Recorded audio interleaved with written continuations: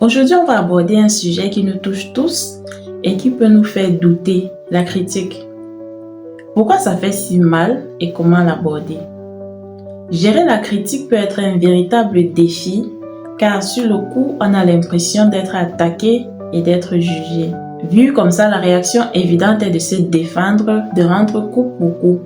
Mais si je te disais qu'il existe une approche radicalement différente et qui n'a rien à voir avec tout cela, une approche qui ne te demande pas de rester indifférent, mais de t'ouvrir à une compréhension beaucoup plus profonde, en découvrant la véritable nature de la critique.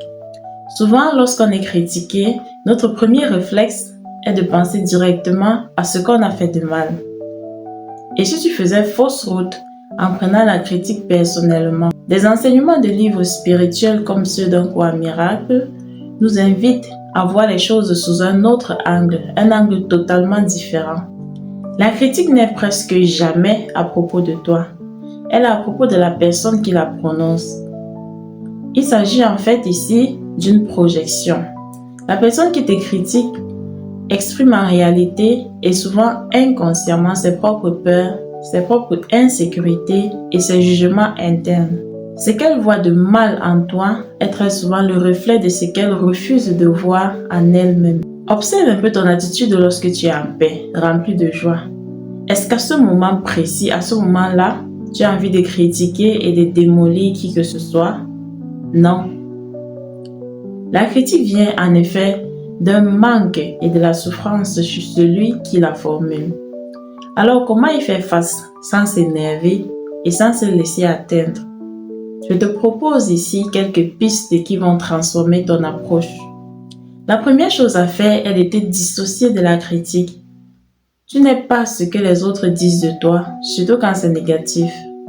Ta valeur et ton identité profonde sont inaltérables. Face à une critique, ne prends pas les choses personnellement.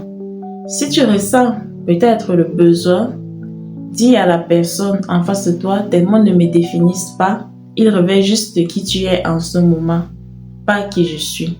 Cette phrase est un bouclier. Elle va te rappeler que le jugement vient de la perception de l'autre et non d'une vérité absolue sur toi. Elle te permet de ne pas absorber cette énergie négative. Une autre chose que tu pourrais faire, c'est d'évaluer sans t'y attacher la critique et son utilité. Une critique n'est utile que si elle apporte une opportunité d'amélioration.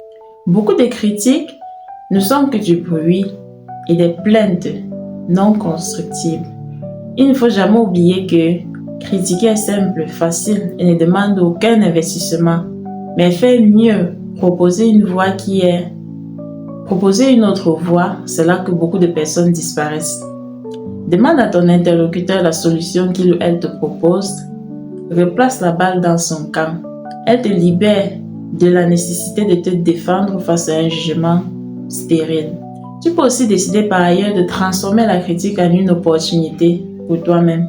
C'est très transformateur car elle nous invite à engager la critique utile et à y voir une opportunité de guérison non seulement pour toi mais aussi potentiellement pour l'autre. Cette approche est un acte de respect envers toi-même.